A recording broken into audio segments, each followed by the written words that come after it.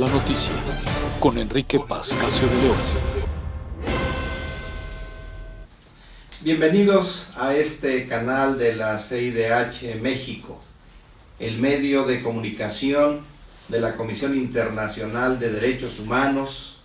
Y recordemos que el martes próximo pasado, tuvimos la oportunidad de intercambiar o de señalar algunas ideas respecto de los hábitos de las personas altamente efectivas.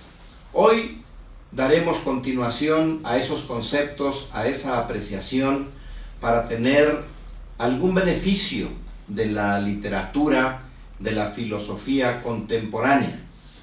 Sin embargo, quiero manifestarles mi agradecimiento por esa preferencia que han tenido martes a martes de seguirnos por este canal de la Comisión Internacional de Derechos Humanos. Vamos a iniciar nuestro programa de hoy presentando aquí una entrevista en relación con un tema interesante, importante, pero se deja al libre albedrío, al criterio de nuestros audiovidentes, de nuestros televidentes, el apreciar de manera seria o de manera diferente, digámoslo así, la situación del tema que hoy trataremos en la entrevista con Patti Beck. Estoy hablando del tema de las cartas del tarot. ¿Qué opina usted de las cartas del tarot, que tradicionalmente y desde hace ya siglos tenemos la presencia con la lectura de las cartas del tarot? Presentemos y veamos pues la entrevista con Patti Beck. Hola, ¿qué tal? Es un gusto para la Comisión Internacional de Derechos Humanos en esta ocasión recibir a Patti Beck. Patti Beck, ¿cómo estás? Hola. Para nosotros es un honor. Patti Beck va a tocarnos un tema importantísimo seguramente para nuestros audio escuchas, para nuestra audiencia, y quisiera, Patti Beck, el tema es el tarot. ¿Podríamos platicarnos? Un saludo te pido para nuestra audiencia. Claro que sí, los saludo con mucho gusto aquí en la Comisión Internacional de los Derechos Humanos y en compañía de su presidente, José Enrique Pascasio, y les doy las gracias a todos por la invitación. Muchas gracias. Este tema nos parece muy interesante, Patti, y vamos a empezar por preguntarte que expliques a nuestro auditorio ¿qué es el tarot? El tarot es una herramienta que a través de los años nos ha servido para tener una idea más acerca del conocimiento de las personas. El tarot es una serie de cartas con símbolos, los cuales al tener un acomodo diferente para cada persona nos va a hablar de su vida. La lectura por medio de los símbolos nos van a describir todo lo que pasa alrededor de una persona a nivel psicológico, físico, mental. Y también es una forma terapéutica, nos ayuda para dar una terapia alternativa a la persona, para ayudarla en su crecimiento, ayudarla a darse cuenta de quién es la persona y qué es lo que está viviendo. Pero todo esto por medio de imágenes y símbolos que se interpretan, los cuales a través de los años se ha utilizado para consultarlo y guiarnos de alguna manera en el camino.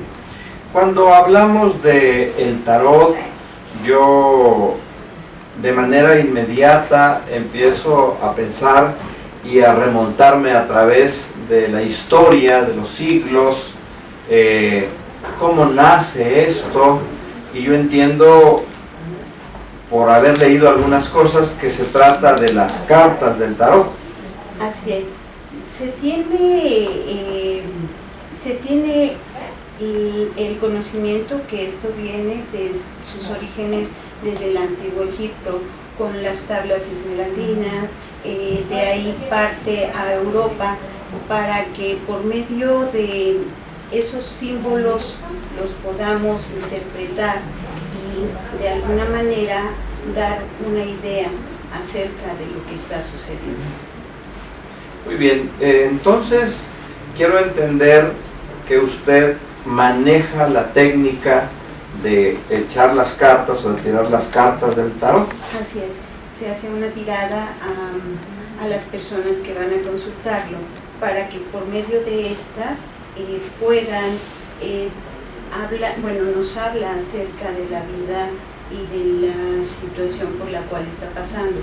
El acomodo, no a todas las personas se les puede hablar de la misma situación, porque cada individuo tiene una problemática distinta o un pensamiento diferente. Cada uno, o el acomodo de cada una de estas cartas nos va a indicar qué es lo que está sucediendo con ellos. Pero todos son símbolos, son imágenes, son colores. Todo tiene una interpretación individual, pero el acomodo de cada carta nos va a ir indicando el seguimiento de lo que está pasando. Y se puede leer una sola carta y con una sola carta podemos interpretar todo lo que puede estar sucediendo, pero para dar una mayor interpretación hay una consecución de las demás cartas para poder dar una historia más precisa para la persona. Bien, entonces a través de esta lectura podemos decir que estamos en presencia de una adivinación, o sea, de descubrir cosas de la persona sin que las exprese, sin que las diga, a través de la lectura de las cartas. Sí, es la interpretación de los símbolos, cada uno de los símbolos, sin que la persona nos tenga que decir lo que sucede, porque de alguna manera hay una conexión entre la persona, la herramienta y la persona que va a interpretar este juego de cartas. Entonces no es necesario que la persona que venga a consultarnos tenga que decir qué es lo que sucede, porque si no, entonces ya no es una interpretación sana, por así decirlo, porque si no ya la voy ya con toda la información que me dio la persona, entonces ya no es la mejor opción, sino que la persona no diga nada y uno mismo va interpretando, y es parte de la vida de la persona. Cuando se revela de alguna forma esa información, la persona se percata, y que ya sabe qué es lo que le está sucediendo, se percata o se da mayor cuenta de la situación por la cual está pasando, porque a veces no nos queremos hacer responsables de lo que nos sucede.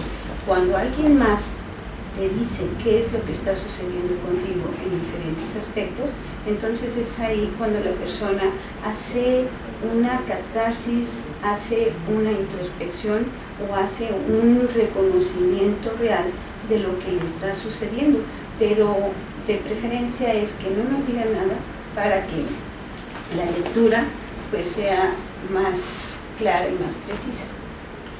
Pues resulta muy interesante, a nosotros nos llama muchísimo la atención, Patti, lo que nos estás expresando en este momento, y quisiera preguntarte, ¿qué tiempo tiene desde la primera ocasión en que habéis decidido iniciarte en el estudio de las cartas del tarot? Llevo alrededor de 20 años aproximadamente en la lectura del tarot. Y durante esos 20 años, te pregunto, acorde a tu experiencia, ¿qué resultados o qué semblantes has visto con las personas que pueden llegar a presentarse ante tu persona para que le tires las cartas o les eches las cartas? De acuerdo a esa experiencia, ¿qué has podido observar en el interlocutor?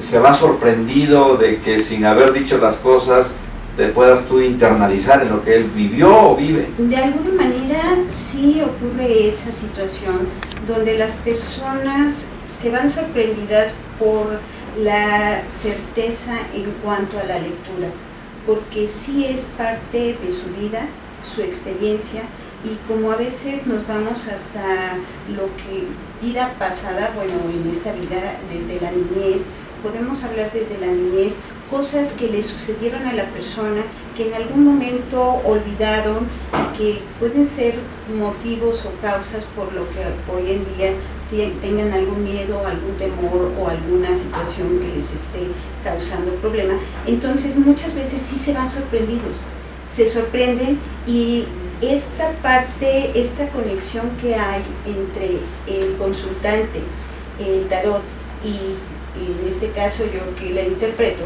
se hace como una especie de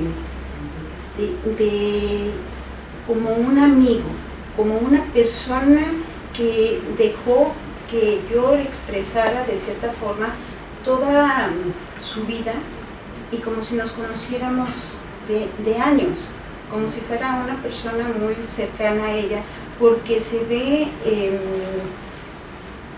de alguna manera identificada o con todo lo que de alguna manera yo le he expresado. Se van sorprendidos, se van satisfechos. En muchas ocasiones las personas se han sentido aliviadas, liberadas de alguna situación que traían interna, que desconocían, porque muchas cosas van hacia el interno, que las traemos ahí, pero no las podemos decir tan fácilmente. Entonces, cuando se hace una tirada, dentro de la misma tirada del tarot, nos expresan cosas, miedos, temores, muchas veces situaciones muy difíciles que habían quedado en el olvido, que fueron traumáticas y que salen ahí, y que la persona las acepta, las reconoce, y que aceptar y reconocer aquello que en algún momento le sucedió le ayuda a liberar. Muchas veces el tarot nos ayuda a liberar toda esa carga que traemos arrastrando, que no sabemos cómo sacarla, y muchas personas se sienten relajadas, se sienten en paz, se sienten libres, porque toda esa información que de alguna manera traían, pareciera que la liberaron. Más o menos podría decir que se pareciera a una terapia con un psicólogo, ¿sí? Porque damos esa ayuda terapéutica sin que yo le tenga que preguntar a la persona nada. Toda esa información sale desde dentro de la persona, se expone en el tarot, y de alguna manera saca toda esa información que trae dentro y hace esa liberación de muchas cosas, y aparte darse cuenta de quién es, qué es lo que ha sucedido con la persona, cuáles son sus posibilidades, qué puede hacer.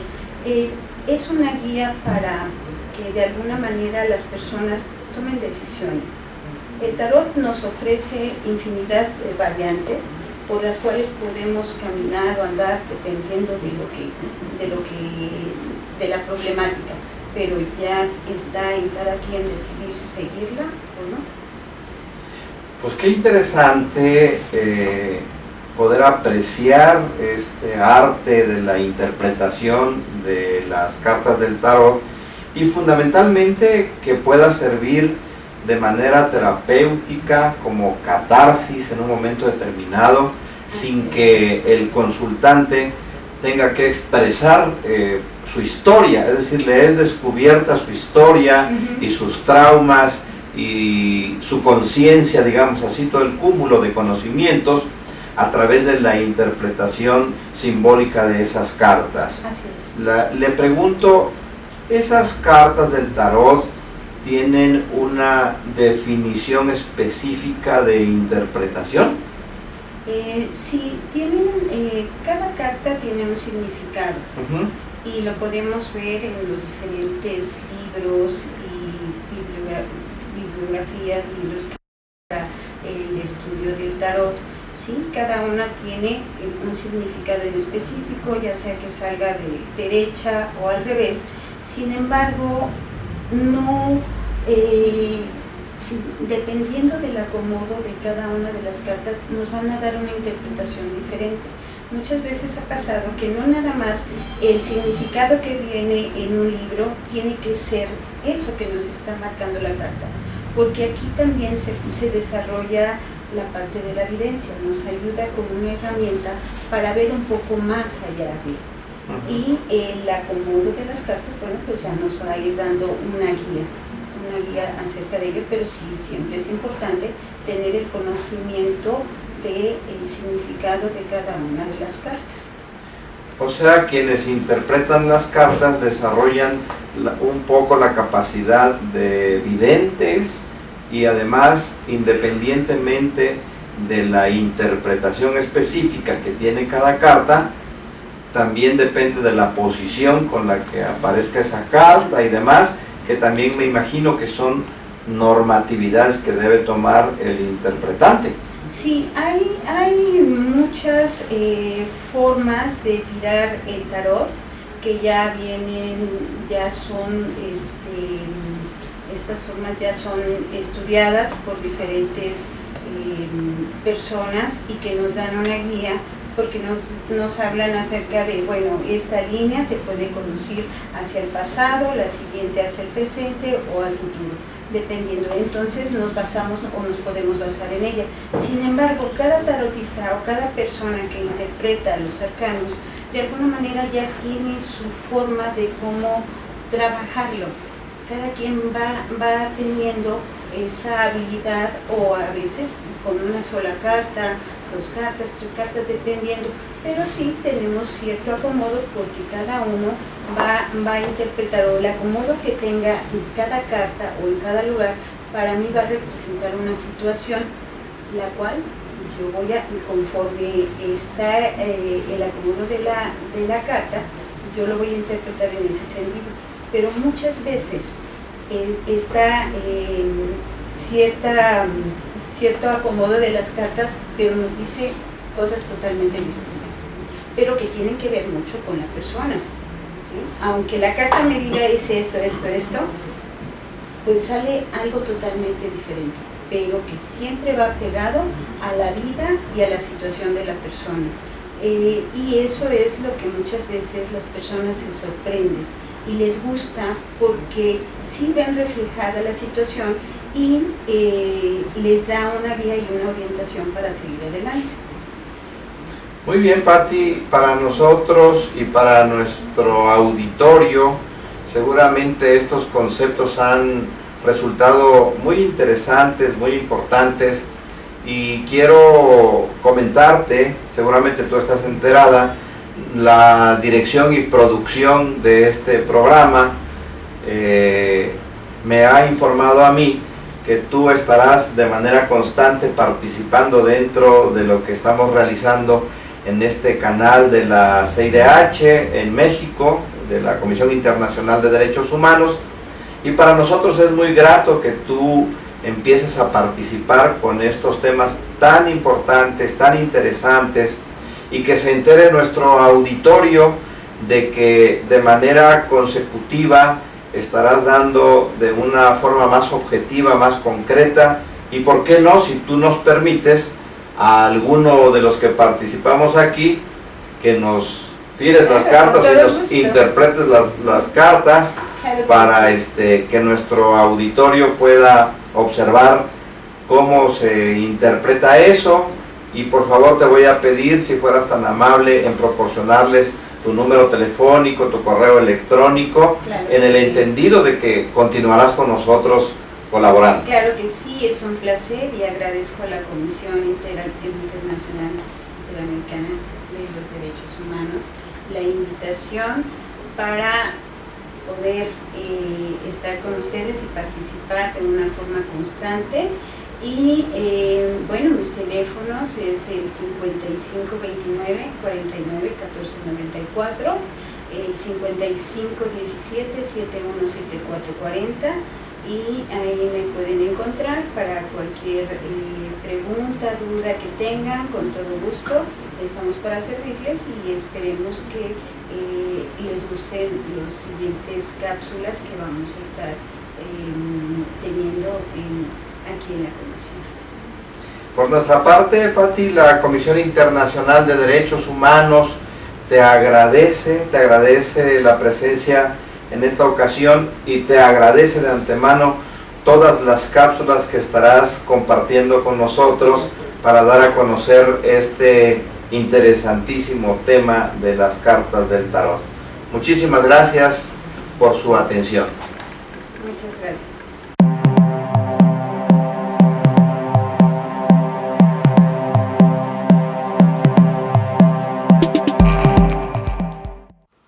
Hola, ¿qué tal? Buenas tardes, mi nombre es Marco Aurelio Luis Gómez, muchos ya me conocen. Les doy la bienvenida a esta nueva sección que se llama Cultura, dentro del canal de la Comisión Internacional de los Derechos Humanos. Me da mucho gusto estar con ustedes, como siempre. Hoy me toca abrir un nuevo segmento que se llama Sección Cultural y dentro de ella va implícito las efemérides de la semana. Mayo ya terminó, mayo termina el día de ayer, sin embargo nadie lo menciona y por eso es que nos vamos a atrever a hacer la mención de ello. En un día 15 de mayo, todo el mundo sabemos que el 15 de mayo en México festejamos al maestro, el Día del Maestro. Sin embargo, la familia célula de cualquier sociedad ha sido las últimas décadas muy importante, ha habido cambios muy importantes y por ello la ONU declara el 15 de mayo de 1994 como Día Internacional de la Familia. De ahí para acá creo que nadie lo menciona, todo el mundo nos acordamos de los maestros, sin embargo surgieron, tan así ha habido este cambio que han surgido leyes nuevas en este ámbito.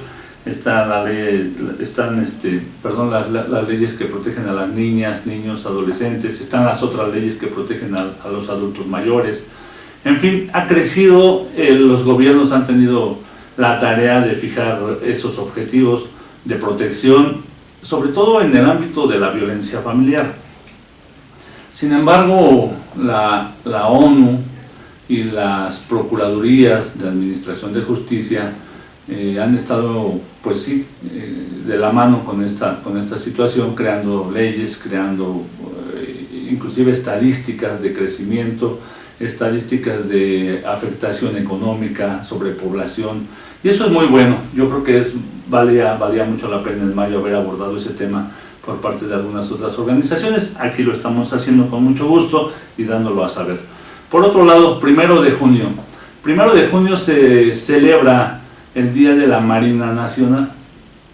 ¿Por qué ese día? Siempre festejamos en México muchas cosas, pero no sabemos el por qué. El por qué de hoy es Día de la Marina Nacional, pero nadie decimos el por qué. Bueno, viene que el 1 de mayo, pero de 1917, resulta que zarpa el primer barco de vapor en el puerto de Veracruz. El barco se llamaba Tabasco. Ese barco era un barco mercante mexicano con tripulación solamente nacional. Entonces de ahí deriva que por eso hoy es Día de la Marina Nacional y la bandera nacional debe de estar izada a toda asta. Recordemos que cuando hay duelo o dolor en los recordatorios de algún evento nacional trágico, la bandera está a media asta. Hoy debe de estar a toda asta, así lo indican los protocolos nacionales e internacionales. Posterior a esta efeméride de 1917, si nos remontamos un poquito más hacia atrás, hacia la historia, tenemos que también un 1 de mayo, en 1906, estalla la huelga en Cananea, en Sonora. Un grupo de mineros protestan y se rebelan contra mejores condiciones de trabajo, contra mejor salario. Si las personas que nos están escuchando, muchos les gustan estos temas, sabrán bajo qué circunstancias y bajo qué condiciones estos obreros eran sumamente explotados, esa es la palabra. Entonces ellos se rebelan y hoy por hoy algunas de las garantías que tenemos y que gozamos como derecho del trabajador pues derivan de ahí, y retomando un poquito lo que decíamos al principio, no sabemos por qué esto, por qué lo otro, y sí vale mucho la pena como cultura general estar informados. Amigos, les doy nuevamente la más cordial bienvenida a esta sección cultural. Vamos a estar cada 8 días sacando algunos spots como cultura general, como efemérides, en fin, muchas relacionadas con los derechos humanos, ya que este es el canal de la Comisión Internacional de los Derechos Humanos. Que tengan buena tarde, los espero dentro de 8 días. Gracias. En la semana pasada, amigos y amigas, dimos lectura a algunos conceptos relativos a lo que son los paradigmas y los principios. Cuáles son los principios, los valores, y todo ello que se contienen en el libro de los 7 hábitos de la gente altamente efectiva. Como pudimos apreciar, los paradigmas y los principios son fundamentalmente el modelo, el patrón, la manera o la óptica en que cada uno de nosotros ve el mundo, ve la vida, ve el universo. Y por ello hoy quisiera platicarles sobre la personalidad y sobre la ética del carácter, haciendo una continuación de las ideas sobre el problema planteado en ese matrimonio en que el hijo menor no cumplía con las expectativas precisamente de ese matrimonio. La personalidad y la ética del carácter. Al mismo tiempo, además de la investigación sobre la percepción, me encontraba profundamente inmerso en un estudio sobre los libros acerca del éxito publicado en los Estados Unidos desde 1776. Estaba leyendo u hojeando literalmente millares de libros, artículos y ensayos de campos tales como el autoperfeccionamiento, la psicología popular y la autoayuda. Tenía en mis manos la suma y sustancia de lo que un pueblo libre y democrático consideraba las claves de una vida exitosa. Mi estudio me llevó a rastrear 200 años de escritos sobre el éxito y en su contenido advertí la aparición de una pauta sorprendente. A causa de mi propio y profundo dolor y de dolores análogos que había visto en las vidas y relaciones de muchas personas con las que había trabajado a lo largo de los años, empecé a sentir cada vez más que gran parte de la literatura sobre el éxito de los últimos 50 años era superficial. Estaba llena de obsesión por la imagen, las técnicas y los arreglos transitorios de tipo social, parches y aspirinas sociales, para solucionar problemas agudos que a veces incluso parecían solucionar temporalmente, pero dejaban intactos los problemas crónicos subyacentes que empeoraban y reaparecían una y otra vez. En total contraste, casi todos los libros de más o menos los primeros 150 años se centraban en lo que podría denominarse la ética del carácter como cimiento del éxito, en cosas tales como la integridad, la humildad, la fidelidad, la mesura, el valor, la justicia, la paciencia, el esfuerzo, la simplicidad, la modestia y la regla de oro. La autobiografía de Benjamin Franklin es representativa de esa literatura. Se trata básicamente de la descripción de los esfuerzos de un hombre tendentes a integrar profundamente en su naturaleza ciertos principios y hábitos. La ética del carácter enseñaba que existen principios básicos para vivir con efectividad y que las personas solo pueden experimentar un verdadero éxito y una felicidad duradera cuando aprenden esos principios y los integran en su carácter básico. Pero poco a poco, después de la Primera Guerra Mundial, la concepción básica del éxito pasó de la ética del carácter a lo que podría llamarse la ética de la personalidad. El éxito pasó a ser más una función de la personalidad, de la imagen pública, de las actitudes y las conductas, habilidades y técnicas que hacen funcionar los procesos de la interacción humana. La ética de la personalidad, en lo esencial, tomó dos sendas. Una, la de las técnicas de relaciones públicas y humanas, y otra, la actitud mental positiva. Algo de esta filosofía se expresaba en máximas inspiradoras y a veces válidas, como por ejemplo, tu actitud determina tu altitud, la sonrisa hace más amigos que el entrecejo fruncido, la mente humana puede lograr todo lo que concibe y cree. Otras partes del enfoque basado en la personalidad eran claramente manipuladoras, incluso falaces. Animaban a usar ciertas técnicas para conseguir gustar a las demás personas o a fingir interés por los intereses de los otros para obtener de ellos lo que uno quisiera, o a usar el aspecto poderoso o a intimidar a la gente para desviarla de su camino en la vida. Parte de esa literatura reconocía que el carácter es un elemento del éxito, pero tendía a compartimentalizarlo y no a atribuirle condiciones fundacionales y catalizadoras. La referencia a la ética del carácter se hacía en lo esencial de una manera superficial. La verdad residía en técnicas transitorias de influencia, estrategias de poder, habilidad para la comunicación y actitudes positivas.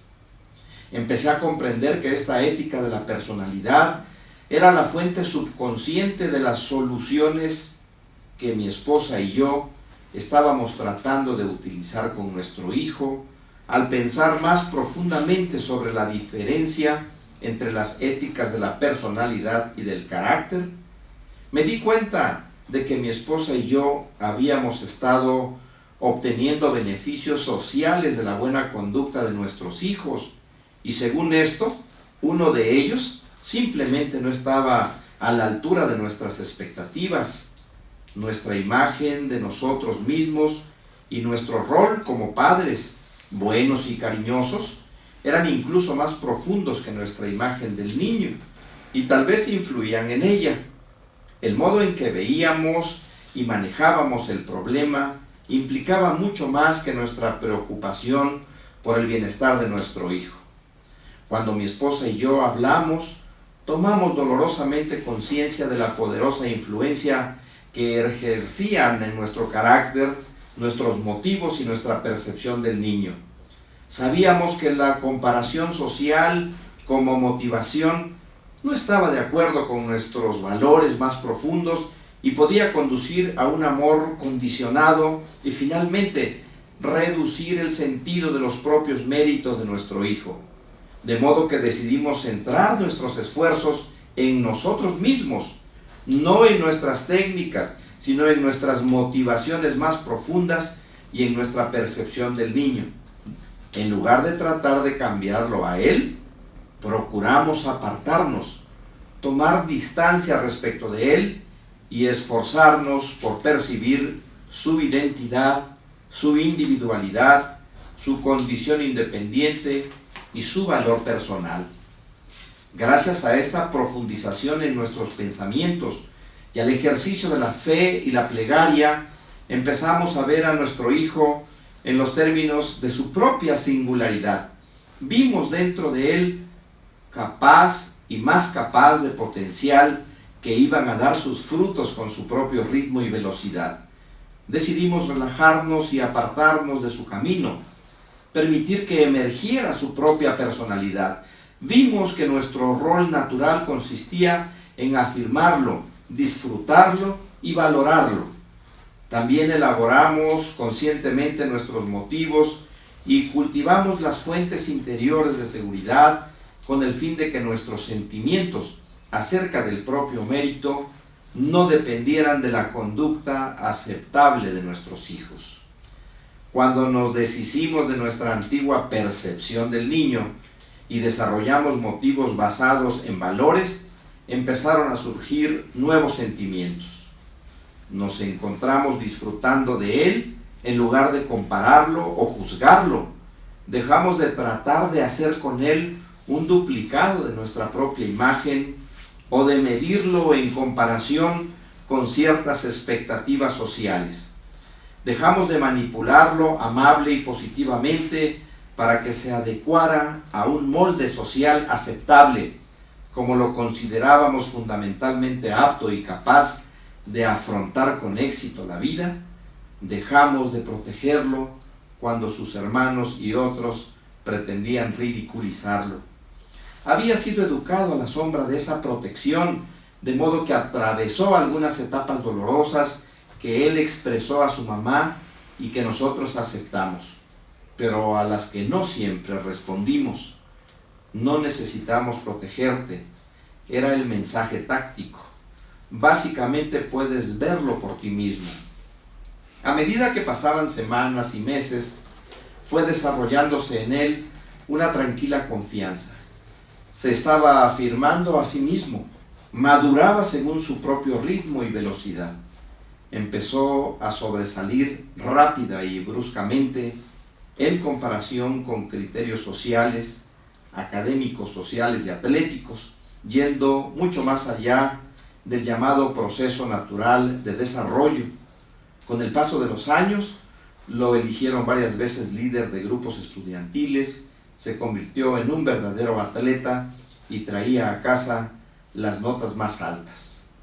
Desarrolló una personalidad atractiva y franca que ahora le permite relacionarse tranquilamente con todo tipo de personas. La noticia con Enrique Pascasio de León.